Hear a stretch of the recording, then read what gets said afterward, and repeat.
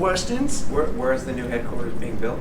So the headquarters was built in Brussels as well. So what happened when the French kicked out NATO out of Paris in the 60s was that they went into this temporary space, which was like an old hospital building, by the Belgian hospital building in the 60s.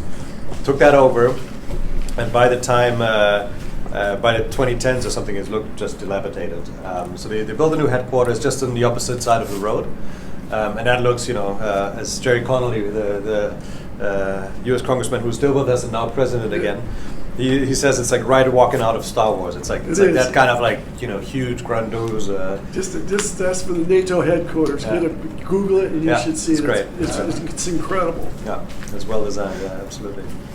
And so actually it's funny about the old headquarters. I just met our former Secretary General, and he tells a story that when the NATO PA was very good in reaching out to the Soviet bloc when it was kind of coming down in the late 80s. So they had a delegation coming over from Moscow back in the 89, 90 or something. So they took them to NATO headquarters, the old one. And on the way back, our Secretary General sits in the car with him, and he looks very displeased. As the interpreter, what's wrong with him? Like, we had good meetings. What's the problem? He's like, he didn't go to NATO headquarters. That's not NATO headquarters. It was too run down. There was only civilians there, or at least not in military outfits. So it's like, but it is. It's a giant. It's a giant conference hall where we met in the old building. Full oblong circle, and each delegation would sit together. And sometimes you'd be sitting next to Turkey, other times you'd be sitting next to Great Britain. My favorite was Great Britain because I'm forgetting the Lord Joplin? Yes, Yep. He was 125 years old when I sat next to him. The stories that he told me, but what a supporter of NATO, and what a friend to the United States. Yeah. And he'd say to me, "Now stand up and give him hell like you did about everybody needs to pay their." We're getting there. So there's this target of 2% that allies should meet. It's a self-imposed one. So actually, every ally has said, "I'm going to do it." And it was a bit of an uphill battle, but we're getting there. 2/3 of the allies now spend 2%, and most of them have plans to reach it. Luxembourg is still trying to wiggle out of it. But okay, Luxembourg is also not the biggest military power ever, but but we're on a good track on that one for sure. Yeah. What's the difference between the relationship between the NATO and the NATO Parliamentary Assembly? Yeah. So basically, it's two independent organizations. It's true. Where it comes from is basically in the 1950s, parliamentarians, and actually U.S. senators. I forget the name. Jackson. Anyways, they were sort of in the lead of like there needs to be a parliamentary legislative dimension to this, because the alliance is more than just like military stuff. It goes from, of course, the governments, but also parliaments and also civil society. So they figured there needs to be a link between parliaments in the alliance. So they started this up as sort of a conference, and then it, of course, got institutionalized. We don't have any formal ties with them, but our relationship with them has built up very nicely. So one of the things that the highlight is that our president gets to address the North Atlantic Council, which was this week. So this week it was Secretary Stoltenberg introduced the meeting, then President Biden, and then our president speaks as the first one. Then he has to leave the room, and then the other stuff gets discussed. But so we had some really good sessions there. But the power of the parliamentarians, of course, is back home. So the head of the U.S. delegation is Mike Turner, who's the head of the House Intelligence Committee. So his power lies there. The NATO Parliamentary Assembly doesn't have power per se. We have a persuasive power, I would say. So tell them. We have a good story to tell, actually. Tom started, we worked together on NATO Science and Technology Edge. Yes. Because in 2016, 17, NATO wasn't quite focused on the Chinese, and mostly the Chinese, to be honest, sort of overtaking us in the science and tech space in defense.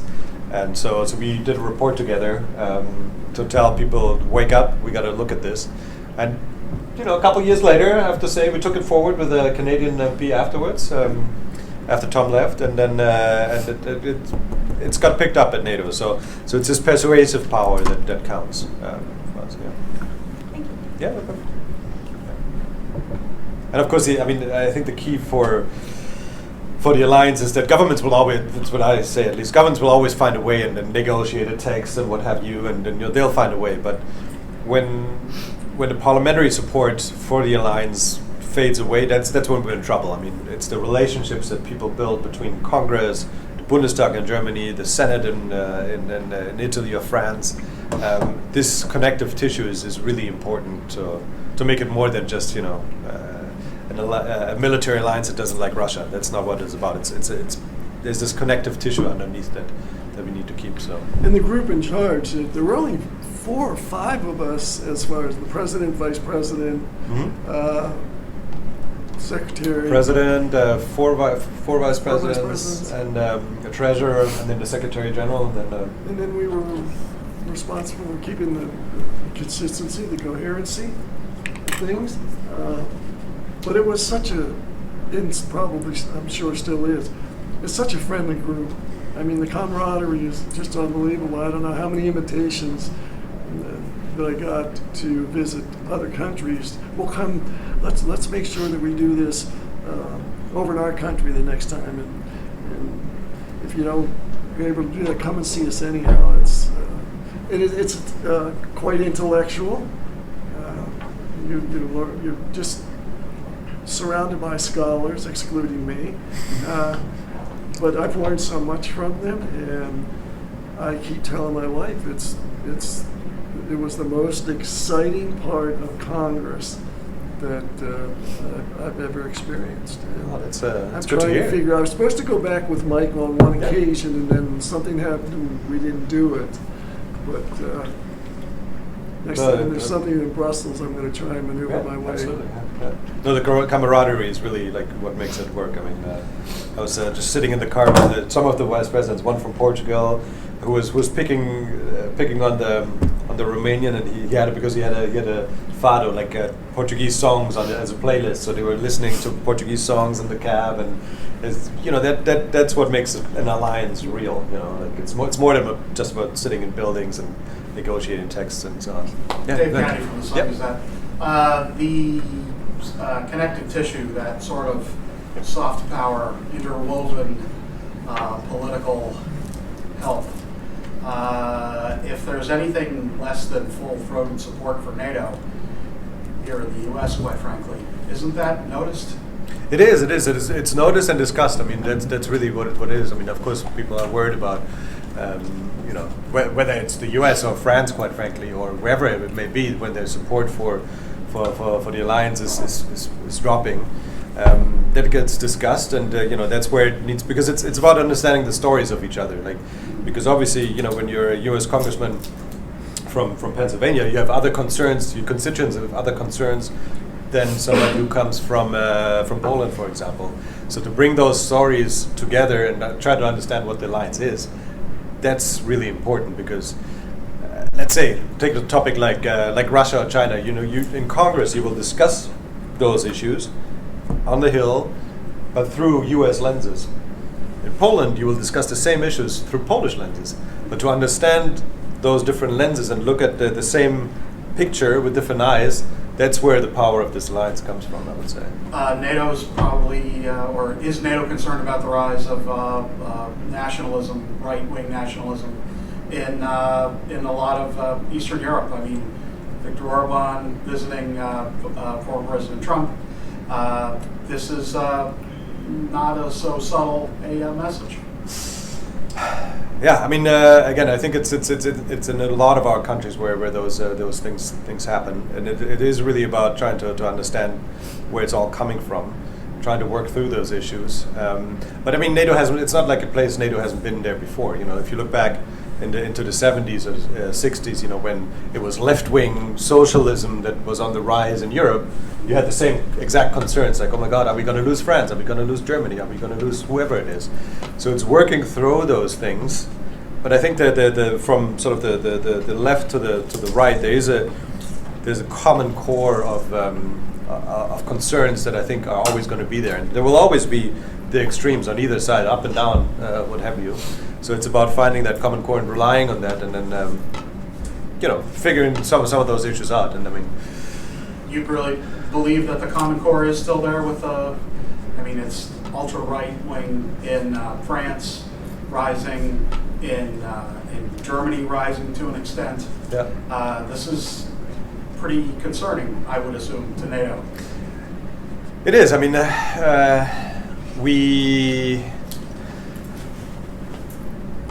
but you have to look at them. I mean, even those extreme parties that are now reaching the 20-30%, in the opinion polls, even those, they have softened the edges. They don't want to get out of NATO anymore, and maybe that's just to get more electorate to come in and vote for them, is a question. But we've seen it with some parties. So, for example, a populist party, if you want to call them, I'm not sure exactly if they're left or right, but a populist party from Italy. We had that delegation, the Five Stars, come in a couple of years ago, and we were like, oh my God, what are they going to do? It's a big country, Italy. So we had them come in, and lo and behold, the head of delegation at the end was the biggest fan of NATO, because he understood, that's what it's about. It's about cyber. It's about protecting our people. It's helping us in our the problems we have with immigration. So it's just finding the right way. I mean, if you're sitting back home and look at NATO from the outside, it's a bit hard to understand sometimes. And if you bring people together and their common concerns together, that's what it's all about. Judge Oh, no, that's okay. I find it interesting because Hawaii became a state after NATO was created. And I read an article in the Washington Post that it's not covered by NATO. And so there was some discussion about that, about including Hawaii, the state of Hawaii, and its protections. I remember seeing something. I don't know what the debate was on there, but I mean, quite frankly, when you think if Hawaii was attacked, I don't think people in Europe wouldn't sit back and say, that's their problem. I don't think so. Well, it brings back Pearl Harbor. The thoughts is that's where the Japanese attacked, and with the increase in China and their involvement in other conflicts in the world, you would think that would be a great way to attack the United States through an unprotected United State. Yeah. So I just was curious if there was any discussion about that. I know Congress had been talking about it. I do remember that a couple of years back. It's true, yeah. But to be honest, I'm not entirely sure. But again, I think when it comes down to it, I mean, if the Chinese are going to attack Hawaii, I think we have a big problem. So, Absolutely. And I don't think U.S. allies in Europe would just stand back and say, you know what, that you deal with that. I don't think so. This article was just within the last day. Oh, really? Okay, Yes. yeah.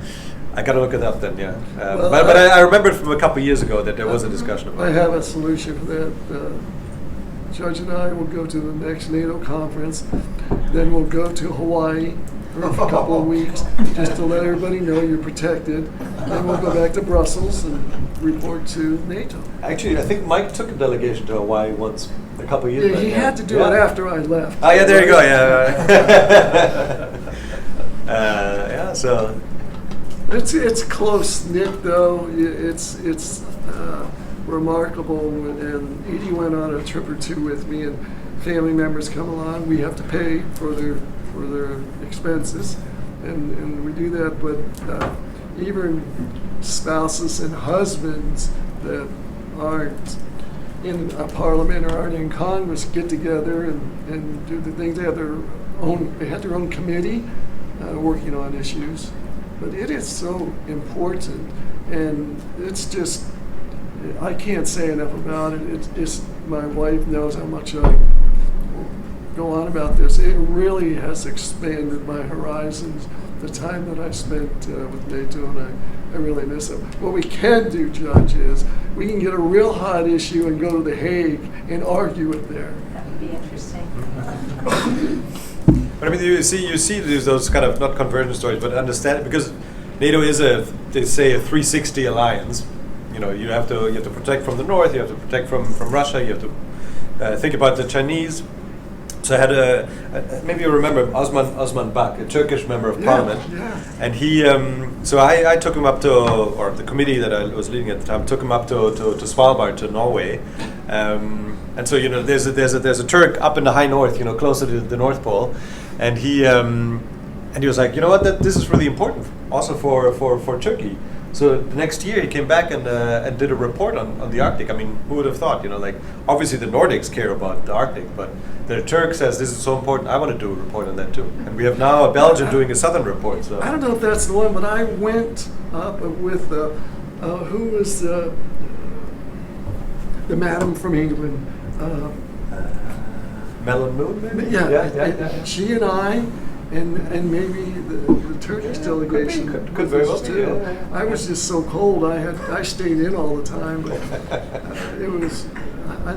It just jogged my memory on that. No, it's. I mean, One of the concerns I know with I've read about getting the more Nordic countries in, like Finland, Sweden, Denmark, possibly into NATO, advancing NATO's border, if you will, to Russia's border, and I've read that Putin's concerned about that, and is one of the concerns that you all have about admitting Ukraine, Moldova, those kinds of countries in.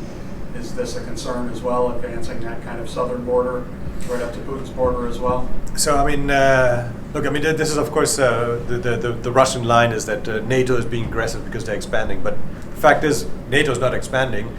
Others want to join us. There's a line to join NATO because every country, the Russians signed that in the 70s, has a right to choose its own path.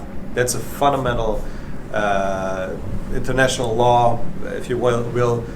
Your country can choose its path, whether it wants to go to NATO, whether it wants to go to the east, whether it wants to work with the Chinese. That's their right. And obviously, Finland and Sweden, the thing that he really wanted to prevent is NATO being in Ukraine, for example. And Finland and Sweden were so concerned by the invasion that they said, you know what, we're going to abandon, I think in Sweden's case, hundreds of years of neutrality and say, you know what, we want to be with NATO because they protect us. So it is everybody's right. It's Ukraine wants to get in, and we fully, I mean, as a NATO Parliamentary Assembly in NATO, we fully support that. It's going to take some time, also because there are still some democratic reform efforts that need to happen. But they're on the right path. I mean, which is even more astonishing because they're doing reforms while they're at war. I mean, we talk to the lawmakers all the time. They sit in their Congress, let's say, in the hall, and do the votes and do the committee debates.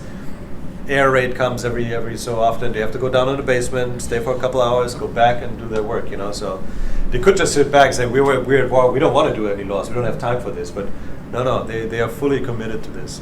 Whether it's corruption, whether it's legislative reforms on local governance or something, they want digitalization. They want to do it all. They want to. How do Americans always say? Chew gum while you eat. Walk and chew gum. Yes. At the same time. So that's what they're trying to do. And they're quite frankly they're doing well. They're doing well.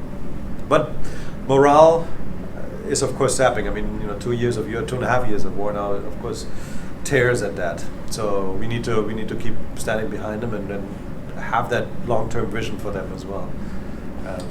Does that long-term vision include getting Crimea back to Ukraine as well? Fundamentally, yes. Yeah, I mean, it's something that you, if they want to take back, by all means, it's their right. I mean, nobody will ever say that. None of us will ever say that Crimea should belong to them, unless the Ukrainians decide to give it up. But I don't think they're going to do that.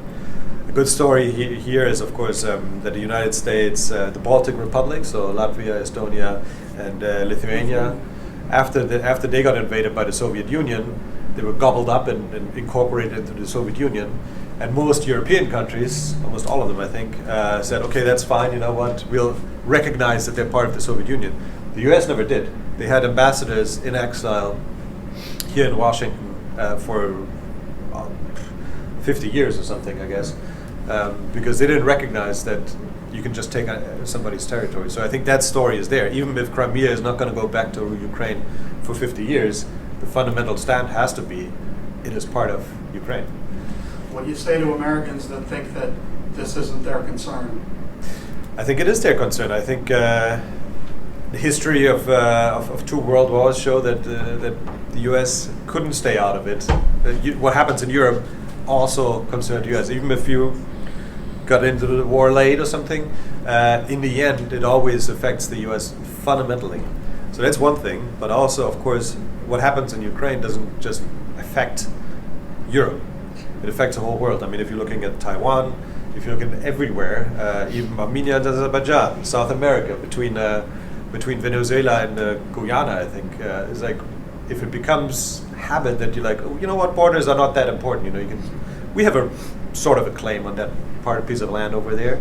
That's a concern because that brings more instability and more wars. And if you don't draw a line in the sand now, then you have a really big problem. I mean, that's what the Russians and the Chinese are trying to do is to undermine the world order, so to speak, and rewrite the rules. We've been working on international law, international rules-based order for 70 years, and if they want to break it down, and because that would be in their interest. Sorry. And what people don't realize is I'm old enough that I went over to Germany when it was West and East Germany. And we went to the border near Coburg, and we got to see the border markers. Yeah. And we were there, and they said, all of a sudden the helicopters started to fly. And it was like, why do we have to leave? Because, you know, we're from the United States, we're not used to this. And our tour guide had said that that's the West. They come and they shoo you away because when the East comes, they'll start shooting. And it was like, really? Well, why the West is free? Why did they have helicopters to begin with? Because they have to be vigilant. Because if they're not, they'll wake up one morning and the East will have moved the border markers in Exactly. 1,000 yards. Yeah. That's what they kept doing over time. Yeah. And fundamentally as well, the U.S. power economy trading order relies on an international rules-based order where it is not might makes right. It is, you know, you sign contracts and the contracts are overheld. So if that erodes, I mean, it's a hard story to tell sometimes to folks, you know, who don't think about this every day.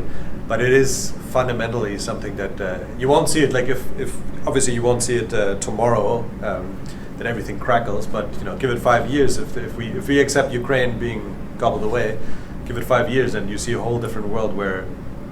And who's U.S. next? economy. Yeah, who's next? Yeah. So you've got neighbors, but for the most part, but not everybody does. So We have no problems with Canada. Yeah, but talk to people from Alaska. Who knows? Maybe that would embolden the Russians to move across the Bering Strait.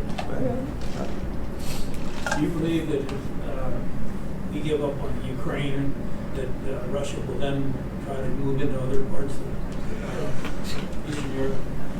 I think they would be encouraged to. Yeah, I mean if they'll come up with excuses. In Estonia, there's a town where it's 70-80% Russian speaking. They're our guys. We got to go in and protect them. They're very good at making up fake stories. So they will try to probe because ultimately, I mean, maybe they won't invade, but they'll start doing little things. You know, and we see that already. With sabotage, I think yesterday or 2 days ago there was a plot revealed that they wanted to assassinate one of the defense company chairs in Germany. You know, they'll start doing little things just to see how we react. And if we don't stand firm, they'll keep going. If they take Ukraine or they get something very favorable to them in Ukraine, they will do. They've already done it they've moved. So I think there's a river in Estonia where the border is in the middle, and as you said, they moved those buoys a little bit further. The Estonians put it back. So it's those kind of things, you know. They won't invade they won't invade tomorrow, but they'll start ratcheting up because then fundamentally they will have won, and they will have a different story to tell, and the ultimate goal is that the West falls apart. That the United States says, okay, we're done with this. We'll concentrate on ourselves. The Europeans also, they'll fall apart between the North and the South or something. I mean, that's what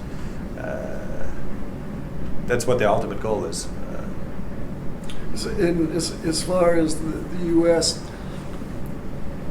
talk about getting out of NATO, that's not going to happen, because one of the ties that we have, the Republicans and Democrats have with each other, is when we travel to NATO, we're the United States. We don't talk about being a Democrat or a Republican. And then we're able to go back and tell our other colleagues, other 500 and some members of the House and Congress, how important it is.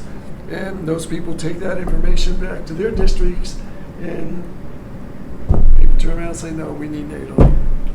And so that's one of our main responsibilities, is to get back to our district and explain just exactly why we need to stay in this and protect people. You may have said this earlier. How long have you been with NATO? Since 2010, I started as a sort of an intern. Was director of the Science Technology Committee with where Tom knows me from. And then I became Deputy Secretary-In just before COVID started, so 2 weeks before. So our world changed a bit. Is your background in science and technology? Or? No, I studied political science in Copenhagen with a focus on security politics. Yeah. And your thesis paper was on? Actually, it was on something called everybody knows Central Command. So before that, there was a rapid deployment joint task force out in Florida. So I was looking at, and I got involved here during college times, was about how do you change national security organization when something happens on the international level. So that was back in the during the Carter years when the Iranian Revolution happened and all of that, and the U.S. didn't have anything to concentrate on problems in the Middle East before that. So it was the level of something happens at the international level. How does that reflect in organizations? So you see that happening all the time. Space Command and stuff like this. Something happens out there in the international level, and then how do you adapt? And how do bureaucracies adapt? That's always a key. Yeah. Well, how should they adapt?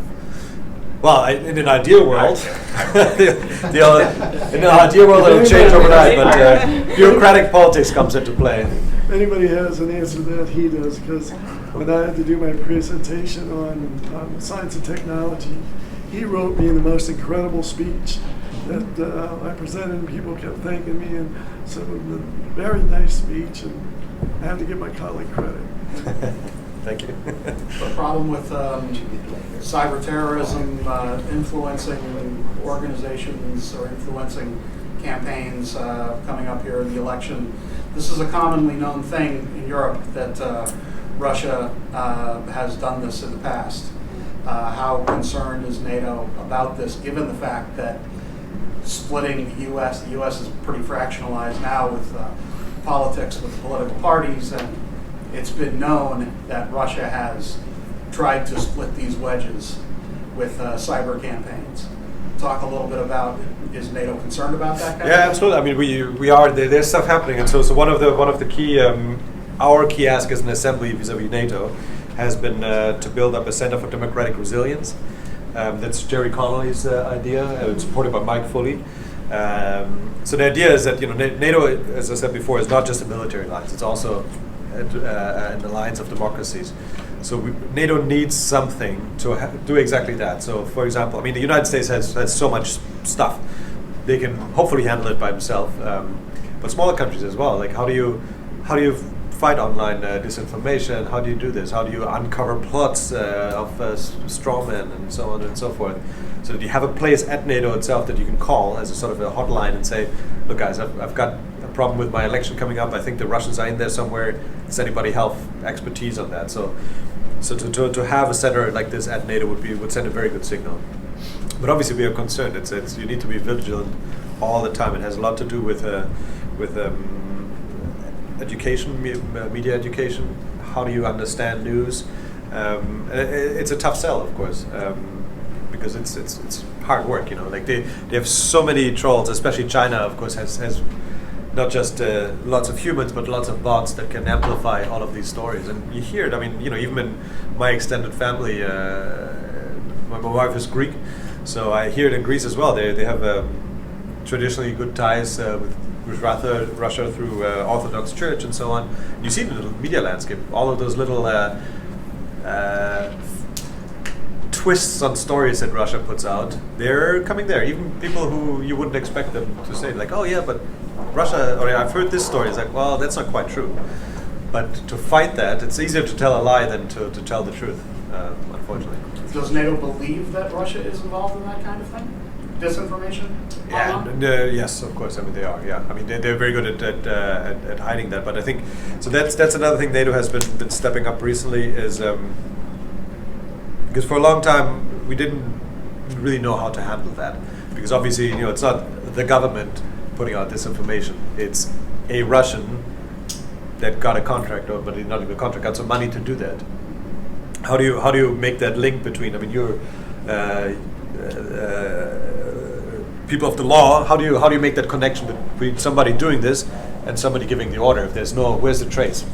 How do you call them out? So that NATO has been doing much more publicly recently. Whenever there has been sabotage, whenever there has been disinformation campaigns, cyber campaigns, to say, even if the confidence, if you can't say 100% it was the Russian government, but to go out there and say and signal that our intelligence services know it was you, even though we can't reveal how we know and put all the evidence out there, but that you know. And just to draw again the line in the sand that there's things that can't be done. That's part of it, yeah. But it's a very difficult problem set. Very difficult. Yeah. You think NATO's role in backstopping possible U.S. deficiencies in support for Ukraine is militarily? Yeah, so I mean, I think it's an all-team effort. To be honest, I mean, it's really it's the U.S. and Europe. Obviously, a lot of Europeans were very concerned when it got held up in Congress. Mike and Jerry were very, very good in telling us Europeans that the votes are there. We just need to get it to that vote. It has little to do with Ukraine, actually. It has something to do with other things, domestic politics. We'll get there. It'll take time. And the Europeans as well. We need to have that long-term support. That's why it's so key to have this multi-year support ready. That you can't just say there's a government shift, 20 billion gone or something. You need to have that. And Europeans have been actually paying I think it's about 50-50. The US paying 50% of the military support. So the US has more military support, and the Europeans have more humanitarian support. So it's a balance game. But I think overall, between Europe and the US, it's pretty equal actually. And then of course on top of that is all the refugees that the Europeans have been taking, which can't really be monetized in that sense or counted. But millions of Ukrainians fleeing into the West. So that kind of crisis with war, displaced people from war, that's got to be a big concern to NATO. It is. I mean, at least with the Ukrainians, of course, everybody has been welcomed them with open arms. I mean, I think there hasn't been a single country where, even maybe in Hungary, I think they have had some Ukrainians come in and stay. Look what Jordan. How many people Jordan took in? I mean, that's a good question. I think in Germany, I think it was like 2 million or something. I mean, a lot. It's also hard to count because a lot of them came right in the beginning and then they went back. So I don't have the exact number. But there's a lot of them. I mean, you see them even in Brussels. You see them on the streets. They have their National Day celebrations, and it's a good news story in the sense that everybody is helping. We had food drives, clothing drives, helping them with legal matters and so on. So in Poland, I mean, in most countries they get government housing, so to speak. In Poland, they didn't even do that. Every single Ukrainian got picked up by families. Yeah. So just because they're the neighbors and they don't want them to be shoved off in a government facility, but they really want to take care of them. So it's been a big solidarity, I have to say. I'm sure you can't answer this, but since we're at such a unique time in history that the next president's going to already have served one term, NATO has a working relationship with each administration. You have to be rooting for one side or the other. Well, let's see if the Democrats don't switch out their candidates. We can hope. Yeah. Look, I think I mean in a way that's a good news because there's some predictability to that. I mean, it's either that way or that way. But I think, again, the core in both parties, I mean, Trump, of course, has been, for the right reasons, asking Europeans to pay more. And I think, I hope and I believe he won't get out of NATO. It's just, does it need to change? Yeah, of course. I mean, NATO can always change, so.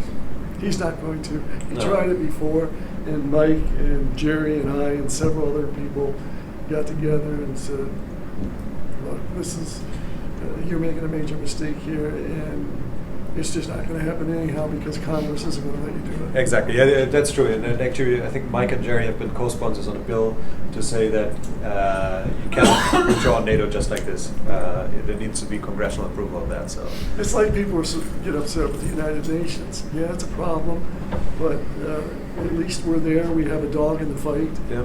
And if we pull out, that's just what China wants. That's what Russia wants, and Iran and anybody else. Because whatever the problem is, whether it's China or Iran or South America for that matter, if you need friends. I mean, the U.S. has been the world leader since World War II because it had friends. The Chinese and the Russians don't have a lot of friends. They have people they cooperate with, but they don't have friends per se, where they don't pick up, when the going gets tough. And I think, even those that want to have a little bit more of a standoff relationship with Europe, they hopefully would realize that you still need friends. Whatever that relationship might be, you still need them, because otherwise, the U.S. is big, but you can't do it alone. I don't think so. No. I look, by the way, since NATO's North Atlantic, Hawaii can't be in because they couldn't gerrymander it. That's why. That's why they have to talk about it. That's it. We can just push the island. Hawaii has never wanted to be part of Atlantic anything, so it's like it just can't start. Well, do you think their next attack would be territorial? Or, is NATO prepared for the new war? It's not going to be the typical war. As in what we're in. Exactly. Yeah. I think it's kind of what you guys were, I think, pushing together. exactly. It's not just territorial. If you there's some.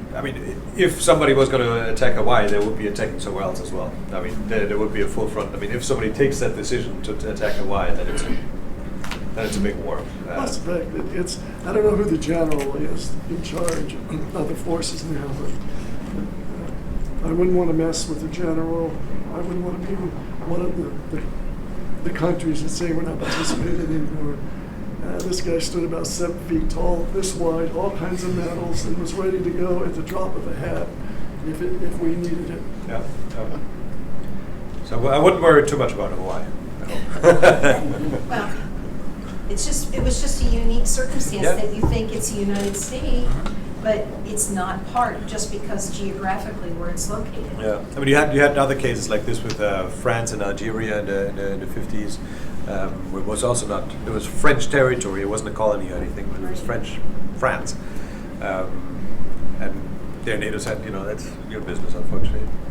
How long are you stateside? Sorry? How long are you here? I'm flying back on Monday morning. No, Monday afternoon. Yeah. So you were in DC? Yeah, we got there a week ago. We had actually a really good event that Mike and Jerry pulled together with Speaker Johnson. A speaker summit, or a parliamentary summit. So we had 23 speakers of parliament come into Congress for a half day of meeting. The night before, Speaker Johnson gave a big reception in Statutory Hall, which was beautiful, and it was a good event. We had a really good footprint this week, I have to say. I assume you do these all over Europe too, don't you? Yeah. So we do. So we have 30 events or something. We have 2 or 3 big events called sessions, where we do like the parliamentary business, the committee reports, the resolutions and stuff, and they go around. So actually next spring, so in a year time from now, it'll be in Dayton in Mike's district, the spring session. So in the fall we're going to be in Montreal. So it's hosted by the parliament, so wherever they want to host it. And then we do committee visits all over the place with some smaller groups as well. And we start early in the morning and we go. Sometimes it's late at night, and and by the time we were done with the session in Congress, then we jump on the plane and then fly over to wherever we were going. No sleep virtually at all, have 2 days, 3 days of really important sessions and hearings and resolutions and votes, and then back on the plane. You guys, it's brutal, yeah. It's tough. Yeah. Did you get here through the airport locally? Did you fly from DC? No, sorry, I picked up a car from Dallas and then came up. Just wondering. No. I heard we have an airport. That's true, yeah. I did fly from DC to Elmira once, but not to Williamsport now. We were afraid if we flew a foreigner into our airport, the backlash would be. Yeah, we have a beautiful airport. We just can't get airlines to get in here and Oh, really? utilize it. After they told us we would. Because I'm in Congress between myself and Fred Keller. I think we got close to $9 million, $12 million for the airport, and no airplanes coming. How long were you in Congress? I term limited myself out in 10 years. But my 9th year, my cancer came back, so I got out then. How long were you in NATO? Were you in NATO? 6 years. 6 years. Okay. Mike asked me, I mean, probably more than that, because I left in 19, and Mike asked me about the year after I got there, come on, I want you to do something with me. And it was the most exciting part of my career in Congress. I met one of your former colleagues, also former congressman from the district south of here, infrastructure, what was his name? Also Republican. Dan Muser? No. Not G.T. Thompson? No. He knew you, that's for sure. I don't have It the was name. Sal. Sort of southwest of it, no. Yeah. Ron That's- something, no? There he is. Yeah, Pennsylvania is a big state and a bunch of districts. Yeah. You know, something you'd argue on the floor on issues, but when it came to NATO, you just had each other's back. Thank you for the opportunity to meet you and hear your words. I have to Thanks. go back into court shortly, Yeah, so thank you. thank you. Nice meeting you. Yes, Thank you you. as well. I did have one more. Sure. I do a lot of social media and the website for the paper. When the topic of NATO comes up, inevitably you see comments. Why should the U.S. have troops under NATO command, so to speak, or under the NATO flag? We're a sovereign nation. These are the kinds of comments you get. Yeah. Why should the U.S. have troops that are not being commanded by U.S. commanders technically? Yeah. So I mean, so there's Supreme Allied Commander Europe. So the main guy is always an American, General Cavoli.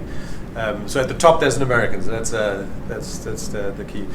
But basically, I mean, it's not like you lose your sovereignty over your troops. I mean, you send them. They get into there's unified command and control, because in the end that's what you need. Like in a war, you can't play it by ear and say you have 5 different generals look in one direction. No, there needs to be unified command. I mean, that's a key element of any war fighting. That if the command comes from on top, it trickles down to whoever the troops are, whether they're from Estonia or the U.S. So because in combat you don't have the luxury to figure it out on the spot. But the troops remain nationally, it's not like a NATO army or something. It is really contingents of national assets that get put together, and there's a commander at the top. And again, the top commander is always American. Has always been. American? Yeah. And I think one of the biggest bases that I visited was in Germany. Yeah. And just huge, but it was the Germans were very, very pleased that we were there, and I took part in 3 days of war tactics. It's quite amazing. So the Supreme Allied Commander Europe, he's double-headed. He's also commander of EUCOM, so the European Command. So he speaks both he commands the U.S. troops and he commands NATO troops, NATO assigned troops. So don't worry, they're not. It's just something that we. Yeah, no, I understand. It's Yeah. common. Yeah. When I post these, just Yeah. when I post these pictures later today, it will be NATO, NATO, NATO, get out, get out, get out. That's 90% of what we will see. Absolutely. Yeah. No, I get it. Yeah. Up and until there's a potential threat. I was going to say, what is the threat of NATO? No, that remind us what's the threat of NATO, so that way you can post that in the paper. How about that? I mean, there's all kinds of misconceptions everywhere. I mean, in Europe, people think NATO is the United States dominance. They're just they're just there to tell us what to do. Those are the kind of comments you will hear in Europe, which is also not true because it's an alliance of 32 sovereign nations that have a common vision, common core, and you got to figure it out. Just as important, the smallest is just as important as the largest. Exactly. Yeah. What is the threat of NATO? Sorry. What is the threat of NATO? It's a defensive alliance, so yeah, we're not against anybody, or we stand for something. It's about democracy, rule of law, human rights. Putin did us sort of a favor Yeah. when the last three joined rather abruptly. It takes a little bit of time to become a member of NATO. You just can't send in your dues and say, "Hey, I want to be part of NATO." It's a couple of year process.